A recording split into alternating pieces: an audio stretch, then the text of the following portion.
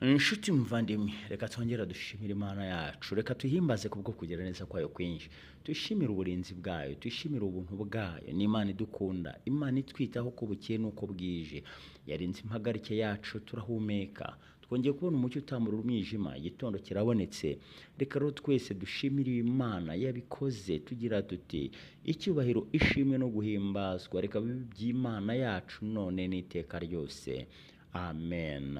Inshuti muvandimwe rero, reka nguhereze ikaze mu byigisho by'ishuri ryo ku isabato, ibyigisho biyobora abakuze kwiga Bibiliya. Ni ibyigisho bitegurwa n'itorero ry'Abadiventiste b'umunsi wa karindwi, bigategurwa hakurikijwe ibihembwe kugira ngo bigire icyo bimarira abizera, bakure mu buryo bwa mwuka, bazi Bibiliya, biga Bibiliya, kandi icyo nicyo gikwiriye. Reka rero tubahe ikaze. Ibi ni ibyigisho bitegurwa hakurikijwe ibihembwe nk'uko nabibabwiye. Turi mu gihembwe cya mbere cy'umwaka wa 2026. Itorero ryashimye ko turebera hamwe igitabo kivuga ngo kunga ubumwe kw'ijuru n'isi, Kristo mu Bafilipi n'Abakolosayi. Buri gitabo cy'igihembwe kiba gifite ibyigisho 13. Niyo mpamvu tugeze mu cyigisho cya 13 gisoza. Ndizera ko mwese mwamaze kugura amigisho mashya.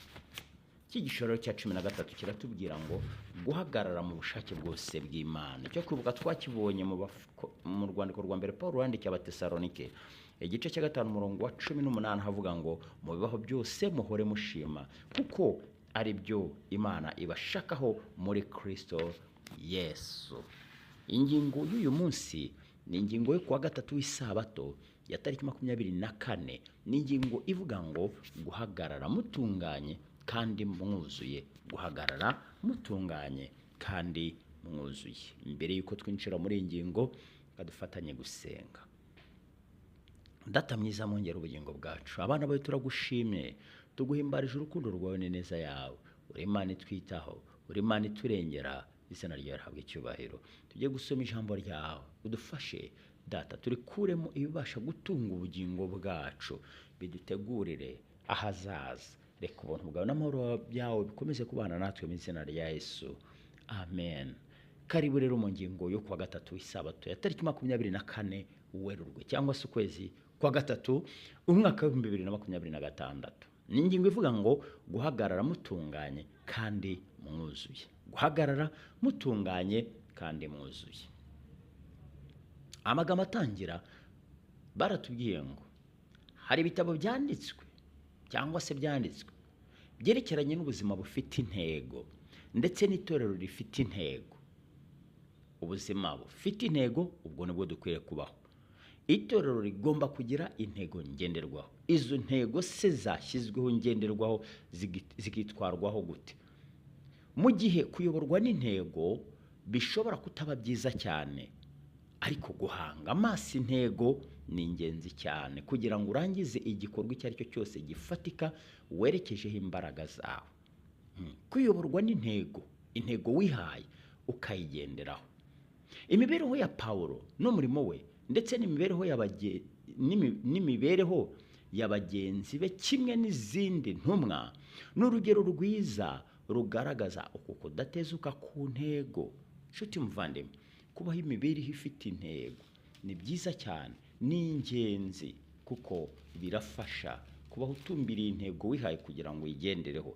Igihamya tubona mu Bafilipi igice cya 3 umurongo wa 13, hari amagambo atubwira ngo bene data sinibwira yuko maze kugifata, ariko kimwe cyo nibagirwa ibiri inyuma ngasingira ibiri imbere. Icyo nicyo Paulo yatubwiye. Yari afite intego yo gusingira ibiri imbere, ari byo bugingo buhoraho. Iby'inyuma akabitera umugongo, akabyibagirwa, akasa n'ubizinutse, maze agasingira ibiri imbere. 14 ati ndamaranira kugera aho dusiganirwa, ngo mpabwe ingororano zo guhamagara kw'Imana muri Kristo Yesu kwavuye mu ijuru. Ndamaranira aho dusiganirwa imbere yo. Haleluya. Ubuzima bufite intego, icyerekezo, umusaruro ubwawo urivugira. Ubutumwa bwiza bwamamajwe vuba cyane hirya no hino mu bwami bw'Abaroma ndetse n'ahandi. Uko guhanga amaso ku ntego birakenewe no muri iki gihe. Nshuti muvandimwe, intego twihaye dukwiye kuzihanga amaso kandi tukazikoreraho, tukazigeraho. Iki ni cy'Imana itwifuzaho, nicyo. Ariko tukabaho ubuzima busabirana, ukansabira nkagusabira, akagusabira ukamusabira, kuko kugendera ku ntego no kuzigeraho nabyo ntabwo ari ikintu cyoroshye, bisaba support.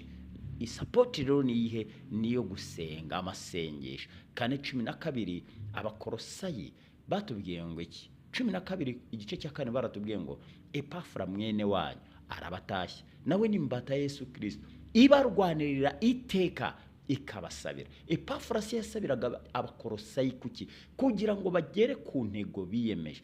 Nshuti muvandimwe, gusabirana birakenewe nk'uko Paulo yabivuze mu cyigisho cya 12 tumaze gusoza, kugira ngo muhagarare mushikamye. Impamvu Epafra basabira ni ukugira ngo bahagarare bashikamye mu byizerwa kandi batunganye rwose, ngo bamenye neza badashidikanya iby'Imana ibashakaho. Ese nshuti muvandimwe, tuzi iki Imana idushakaho?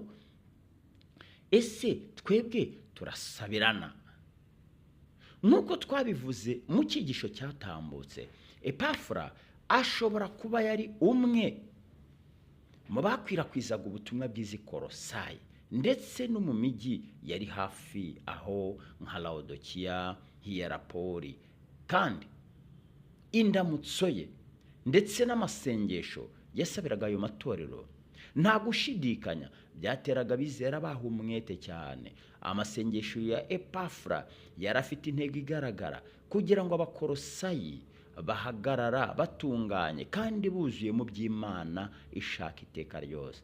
Nimureke twite ku ngingo zikungahaye z'iri sengesho mu buryo burushijeho kwitonda. Bwa mbere, muhagarare.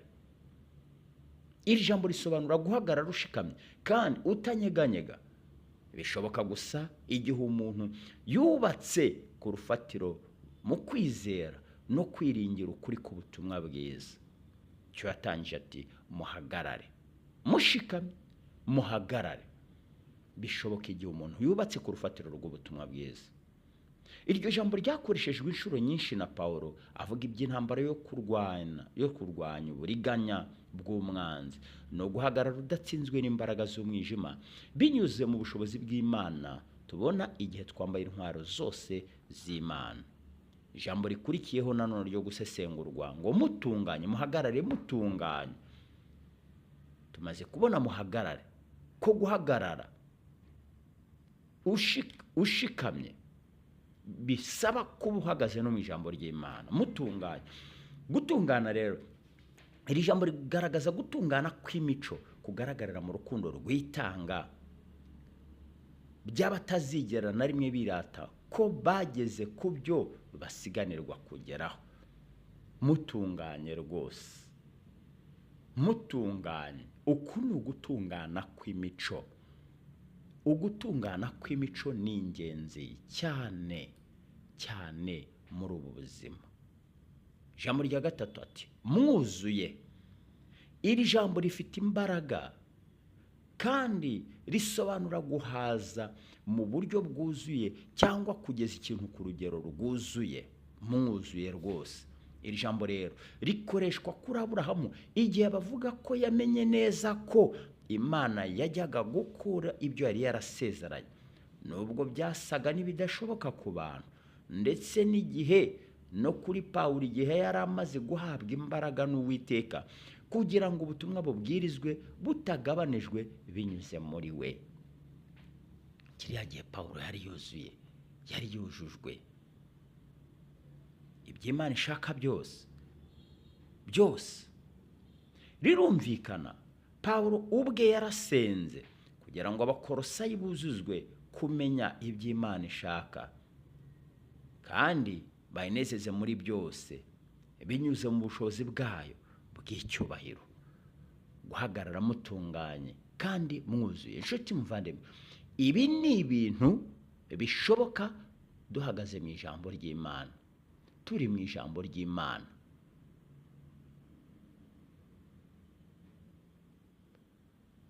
Ibi ni ibintu bishoboka dutunganye, twuzuye, iki kirakwiriye. Imana itugirire neza, Imana ibane natwe, iduhe guhagarara twuzuye, iduhe guhagarara dushikamye, iduhe kuba mu buntu bwayo, iduhe guhagarara mu butware bwayo. Izina ry'Uwiteka rihabwa icyubahiro. Reka nshuti muvandimwe, izi ndangagaciro, gutungana kw'imico kandi twuzuye dushikamye, ibi tubisengere. Musengere ngo usengere kugira ngo tubashe kubigeraho. Ntacyo twageraho Imana itabidufashijemo. Reka rero Imana ibane natwe, Imana iringaniza ibitaringanije, ibitaringaniye, Imana itunganye ibidatunganye, ubuntu bwayo n'amahoro yayo bibe kuri twebwe, mu izina rya Yesu, amen. Turagushimye Uwiteka mwungeri ubugingo bwacu, abana bawe tugushimiye kuri uwera, tugushimiye kutwitaho amanywa nijoro, tugushimiye uburinzi bwawe ku miryango yacu n'ibyacu. Uhabwe icyubahiro, turahumeka, turi amahoro. Reka Data iteka ryose uduha gusubira ku ijambo ryawe no kuryuza, kugira ngo Data rivemo inkomezi kuri twebwe. Ngaho ibyo bidushoboze, tugushyize mu biganza abana bawe bose bumvishira ijambo. Ubahe umugisha, ubarinde, ubakomereze mu kiganza cyawe. Tugushimiye ku byinshi wadukoreye, tugushimiye uburinzi bwawe kuri twebwe, tugushimiye ineza yawe kuri twebwe. Uhabwe icyubahiro. Reka rero Data, ubwo tugize aya mahirwe, ubwo tugize umugisha wo kwiga ijambo ryawe, tukwishyire mu biganza kugira ngo riturinde kandi uturinde. Abana bawe tubagushyize mu biganza, babashe gufata umwanya wabo bakaryumva. Ubahe umugisha Data, nubwo ari bake, ariko kandi twizera tudashidikanya yuko ijambo ryawe naho ryagera ku muntu umwe, ibyo birahagije. Naho ryamuhindura akakubera indahemuka, ibyo birahagije. Reka rero Data, abaryumva bose ubahe umugisha. Tugushyize mu biganza abadamu batwite, ubarindire imbuto wabahaye. Tugushyize mu biganza abatari bagira uwo mugisha, kugira ngo nabo bakomereze muri wowe, bahe kuguma ku masezerano yawe. Abari ku bisasiro barembejwe n'uburwayi turabakweretse, abari mu mazu y'imbohe nabo turabakweretse, kugira ngo bose ubarinde baragire. Kandi Data mwiza, tukweretse imfubyi n'abapfakazi, kugira ngo ubagirire neza, ubakorere, maze Data babashe kuzuzwa. Ahari icyuho kibashe kuzibwa nawe. Uri Imana ikomeye, ntacyo utakora, tukwizeho ubushobozi. Rero urubyiruko rwacu nubwo turugushyira mu biganza, ururinde umubi n'ikibi, ubahe gushikama kuri wowe, ubahe guhagarara kigabo, ubahe kuzura mu by'ukuri, kuko ari byo bidukwiriye. Reka ubuntu bwawe n'ineza yawe byuzure muri twebwe, amahoro utangira ubuntu agwire muri twebwe. Uduhe guhana kuronka, turonkere ku birenge byawe, kandi ubuntu bwawe bwuzure imitima yacu, mu izina rya Yesu, amen.